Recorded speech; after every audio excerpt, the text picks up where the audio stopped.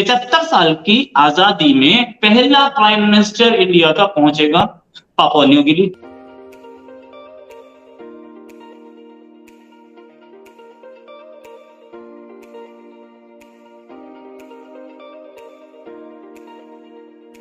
इस पूरी एरिया को कहते हैं इंडो पैसिफिक। इंडो जो है वो इंडिया है, पैसिफिक पूरा इलाका है पैसिफिक का। तो एकमात्र ऐसी कंट्री है जहां की ये आप समझ लीजिए उसका नाम पूरे रीजन के ऊपर एक छाप छोड़ता है।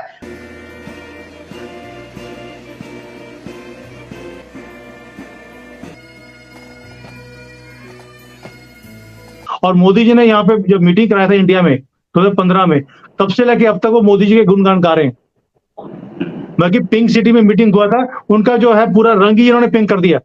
They cannot think of anything else except India.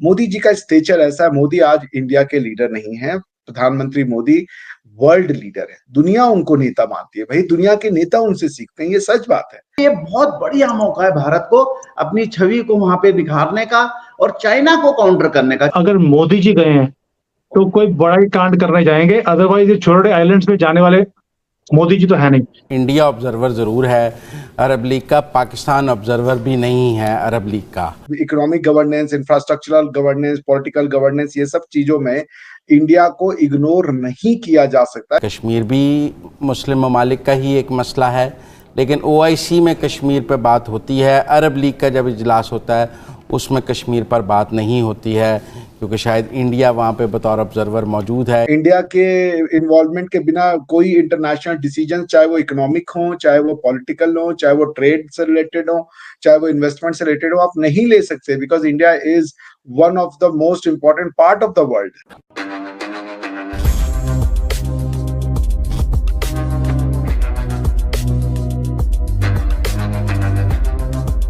नमस्कार दोस्तों G7 समिट के बाद प्रधानमंत्री मोदी जी पैसिफिक ओशन में स्थित एक आइलैंड देश पपुआ न्यू गिनी में लैंड कर गए हैं। नमस्कार दोस्तों G7 समिट के बाद प्रधानमंत्री मोदी जी पैसिफिक ओशन में स्थित एक आइलैंड देश पपुआ न्यू गिनी में लैंड कर गए हैं, जहां दोस्तों प्रधानमंत्री मोदी जी का भव्य स्वागत किया गया पपुआ न्यू गिनी द्वारा। जहां पपुआ न्यू गिनी के प्रधानमंत्री सारे प्रोटोकॉल को तोड़ते हुए खुद आए हमारे प्रधानमंत्री को रिसीव करने के लिए, और दोस्तों उन्होंने मोदी जी से मिलकर के मोदी जी के पैर छूकर उनका आशीर्वाद भी लिया। और दोस्तों मोदी जी के स्वागत में पपुआ न्यू गिनी के जवानों द्वारा एयरपोर्ट पर ही भारत का राष्ट्रगान भी बजाया गया। दोस्तों पपुआ न्यू गिनी हमारे प्रधानमंत्री के आने पर अपने पूरे देश में ही नेशनल हॉलिडे भी कह दिए हैं। और दोस्तों ये आइलैंड देश भारत के लिए एक बहुत बड़ी स्ट्रेटेजिक लोकेशन है। और दोस्तों इस देश की खास बात यह है कि यहाँ पर काफ़ी सालों से भारतीय मूल के लोग इस देश में रहते हैं। तो चलिए दोस्तों इसी पर आगे पाकिस्तानी मीडिया का रिएक्शन देखते हैं, जो इस तरह के मोदी जी का स्वागत को देख करके पाकिस्तान आग बबूला हो चुका होगा। पापुआ न्यू गिनी, इसमें गेम क्या है? ये इस कंट्री की इंडिया को आज तक याद क्यों नहीं आई थी? These islands, ये बहुत ज्यादा इंपॉर्टेंट, एक स्ट्रेटेजिक इंपॉर्टेंस रखते हैं ये आइलैंड्स।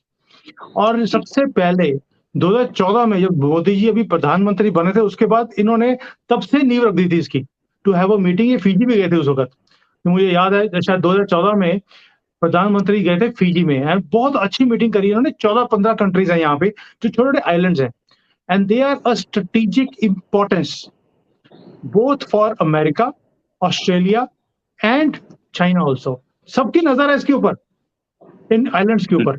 और अगर मोदी जी गए हैं तो कोई बड़ा ही कांड करने जाएंगे, अदरवाइज ये छोटे आइलैंड्स में जाने वाले मोदी जी तो है नहीं। और आप देखिए कौन सी मीटिंग्स के बीच में जा रहे हैं।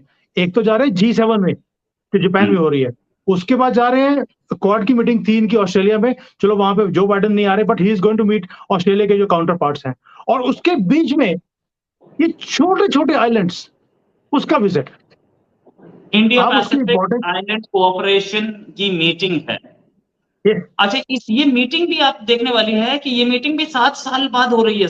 जैसे क्वाड को करीब एक लंबे अरसे बाद रिवाइव किया गया, वैसे इसको भी एक लंबे अरसे बाद रिवाइव किया जा रहा है। क्या ये चाइना को घेरने की पॉलिसी है? देखिए सबसे पहले मीटिंग हुई थी 14 में, जो फिजी में हुई, 15 में इंडिया में हुई थी। उसके बाद मीटिंग हो नहीं पाई। एंड देखो हमारा इंटरेस्ट क्या है उसमें, उस एरिया में हम सिर्फ डेवलपमेंट का काम करते हैं, बट चाइना का इंटरेस्ट है इसके अंदर on a military side, because America का इन्फ्लुएंस शुरू से रहा है इस सारे आइलैंड्स को जो सिक्योरिटी है और बेसिस है अमेरिका के इस एरिया में। But now that agreement with these islands वो खत्म हो रहा है 2023 में, और चाइना चाहता है कि वो एग्रीमेंट अमेरिका से खत्म होकर चाइना वहां पर अपना मिलिट्री प्रेजेंस शो करे। और इस आइलैंड्स की इंपॉर्टेंस ये भी है रोहित भाई, जो भी पैसा देता है ये आइलैंड्स उसी की भाषा बोलते हैं। पहले अमेरिका इनको पैसा देता था तो ये अमेरिका की भाषा बोलते थे। चाइना को तो नंबर चाहिए, उसको ग्लोबल प्रेजेंस चाहिए, अपनी एक्सेप्टेंस चाहिए, और इसलिए वो अपनी प्रेजेंस इस एरिया में बढ़ा रहे हैं। अभी ये इनका जो प्राइम मिनिस्टर है वो जाकर भी आया था 10 दिन के टूर के ऊपर, और उन्होंने उनको ऑफर भी दिया, हम इतने बिलियन डॉलर देंगे, आप जो है एग्रीमेंट हमारे साथ कर लो। आखिरी सेकंड पर 2-3 कंट्रीज ने मना कर दिया कि हम आपके साथ करेंगे नहीं, we will do it with America. बहुत बड़ी चपेट लगी थी उस वक्त चाइना को, और आज तक ये उस चीज से उभर नहीं पा रहे। ऊपर से मोदी जी जा रहे हैं, आपको याद होगा रोहित भाई 2014 में मोदी जी गए थे, 2 दिन के बाद मोदी जी के विजिट के शी जिनपिंग पहुंच गए थे वहां पर, बिकॉज उनको लगता था ये मोदी जहां जाएंगे कोई ना कोई गेम खराब ही करके आएंगे। इनकी तो लंका डुबो के आनी है, इन्होंने हनुमान जी वाला काम करते हैं, जाते हैं लंका डुबो के आते हैं, चलाकर आए थे।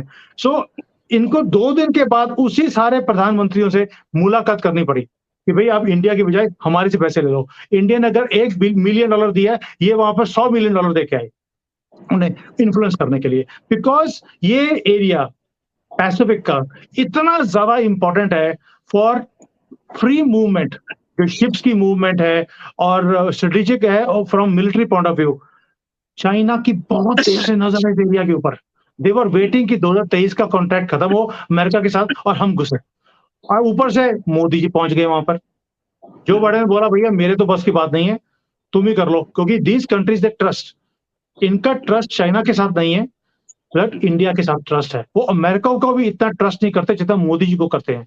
और मोदी जी ने यहाँ पे जब मीटिंग कराया था इंडिया में 2015 में, तब से लेके अब तक वो मोदी जी के गुणगान गा रहे हैं। बाकी पिंक सिटी में मीटिंग हुआ था, उनका जो है पूरा रंग ही इन्होंने पिंक कर दिया। They cannot think of anything else except India. इतनी इंडिया की तारीफ करते हैं। ऊपर से फिजी जैसा कंट्री जहां पे इंडियंस इतने सदियों से रह रहे हैं वहां पर, और वो आज भी अपने आप को इंडियन बोलते हैं। उन्होंने अभी भी अपने आप को फिजियन बोलना शुरू नहीं किया, उनकी भाषा भी वहां पे इंडियन है, इंडियन कल्चर को फॉलो करते हैं। सो एक कनेक्शन है इंडिया के साथ इन आइलैंड्स का, और इसी चीज को इंडिया ने एनकैश भी किया, वहां पे सिर्फ डेवलपमेंट के प्रोजेक्ट्स किए, जबकि चाइना ने यहां पर आकर कंट्रोल करने की कोशिश करी, उन्हें टेक ओवर करने की कोशिश करी। सो ये चीज कहीं ना कहीं इन आइलैंड्स को खटक रही है, और इसी चीज का फायदा इंडिया उठा रहा है। इंडिया ऑब्जर्वर जरूर है अरब लीग का, पाकिस्तान ऑब्जर्वर भी नहीं है अरब लीग का। मैं देख रहा था कि इंडिया के पास ऑब्जर्वर का स्टेटस है अरब लीग में, कि वो बतौर ऑब्जर्वर उसमें शरीक होता है। पाकिस्तान को अरबों ने आज तक उसमें ऑब्जर्वर का स्टेटस भी नहीं दिया है। लेकिन कश्मीर का जिक्र नहीं है इस एलामिये में, हालांकि कश्मीर भी मुस्लिम ममालिक का ही एक मसला है, लेकिन OIC में कश्मीर पर बात होती है। अरब लीग का जब इजलास होता है उसमें कश्मीर पर बात नहीं होती है, क्योंकि शायद इंडिया वहाँ पे बतौर ऑब्जर्वर मौजूद है, इसलिए वहाँ कश्मीर का जिक्र नहीं है एलामिये में। लेकिन जो बिशारतुल असद को बुलाया गया है 12 साल बाद, ये एक बड़ी डेवलपमेंट थी। और जब बिशारतुल असद को और शाम को बुलाया गया तो अमरीकी जो दफ्तर ख़ारजा है, स्टेट डिपार्टमेंट है, उसने एक बयान जारी किया कि हमें इस पर बहुत तहफ़्फ़ुज़ात हैं, शाम में अभी लड़ाई है, इस मौके पर बशारतुल असद की शाम की रुकनीत जो बहाल करना है उस पर अमेरिका ने नाराज़गी का इजहार किया।